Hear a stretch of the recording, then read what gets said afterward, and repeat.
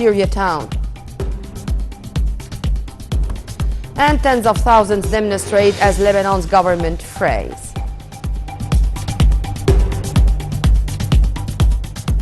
Welcome back. The details. President Abdel Fattah al-Sisi gave his directives on Sunday to apply the most advancing marketing methods in handcrafts and heritage industries.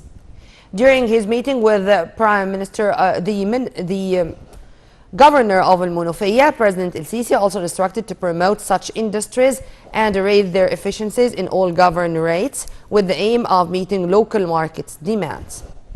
The head of state also directed to follow up the implementation of plans and projects of handcraft and heritage industries, in addition to giving care of technical qualifications and training, plus raising standards of related infrastructure.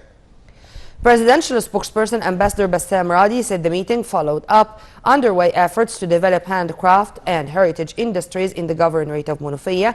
At the meeting also reviewed the governorate's efforts to consolidate those industries in cooperation with concerned authorities through holding local exhibitions and restoring different expertise. The governor presented patterns of some of the products of such industries and professions.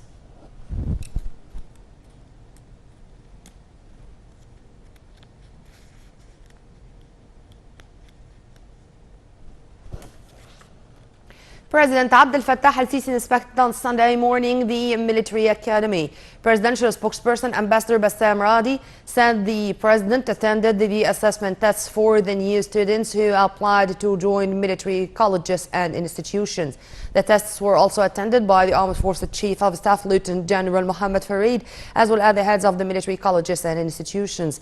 Radi added that during the visit, the head of state held discussions with several students over a number of issues on the local and international levels and general information about Egypt's history, as well as the latest developments in various fields.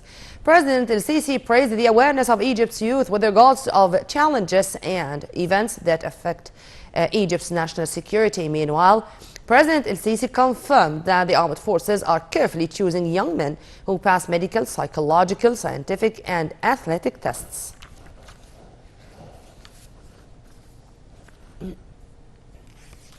In a statement published on the account of the African-Russian Forum, President Abdel Fattah al-Sisi expressed his desire that the forum would promote strategic relations aimed to enhance bilateral ties in various domains, realizing aspirations of the African and Russian peoples.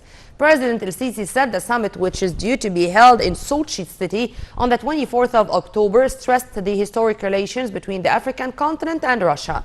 The head of state reaffirmed that the summit is gaining great importance as it is the first of its kind at a time of international and world challenges and changes.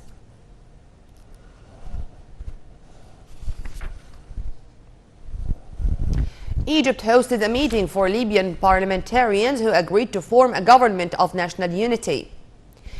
At their final declaration, the parliamentarians asserted their refusal to any transcendence to the Libyan Parliament while discussing a comprehensive solution for Libya.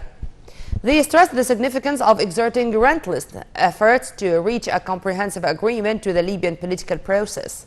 The parliamentarians expressed their gratitude for Egypt's president, parliament, government and people for hosting such a gathering, for supporting official and legitimate institutions. On top of them is the Libyan Parliament.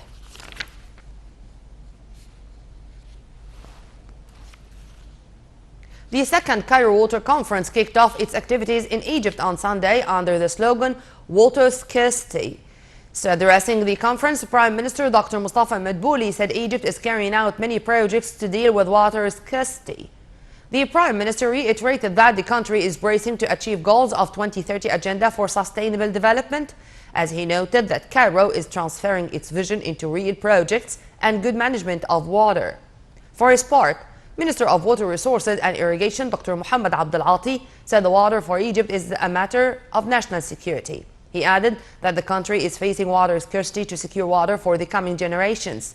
The minister said many developing countries around the globe face water scarcity, and on the issue of water and Ethiopia's dam, Minister Abdel Ati said Egypt calls for implementing the outcomes of the technical studies being released by the Water Committee formed to tackle the issue. He also said Egypt is the biggest wheat importer in the world and is badly needing water. The minister noted that the country is carrying out new water management projects to meet growing demands of water, and in his address to the conference, Abdel Salam Wuld Ahmed, the Deputy Director General and Regional Representative of the Food and Agriculture Organization, or FAO, stressed that strong political will is badly needed for the future of water. He noted that focusing on efforts being exerted on such a vital issue is so important, reiterating that water scarcity necessitates cooperation among countries, adding that FAO cooperates with different countries to deal with the issue.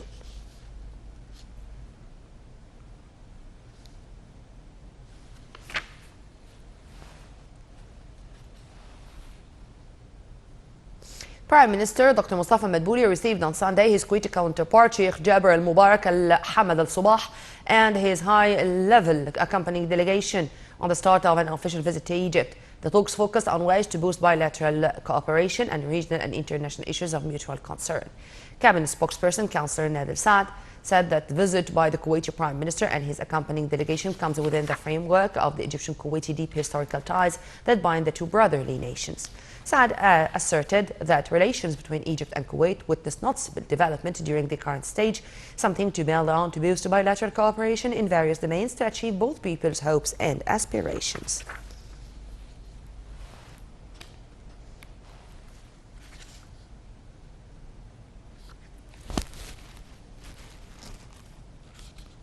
Moving to Syria, where the Kurdish-led Syrian Democratic Forces withdrew fully from the Turkish-besieged border town of Ras Al Ain in northern Syria on Sunday. Kurdish forces will withdraw from a 120-kilometer-long strip of Syrian territory along the Turkish border under a U.S. brokered ceasefire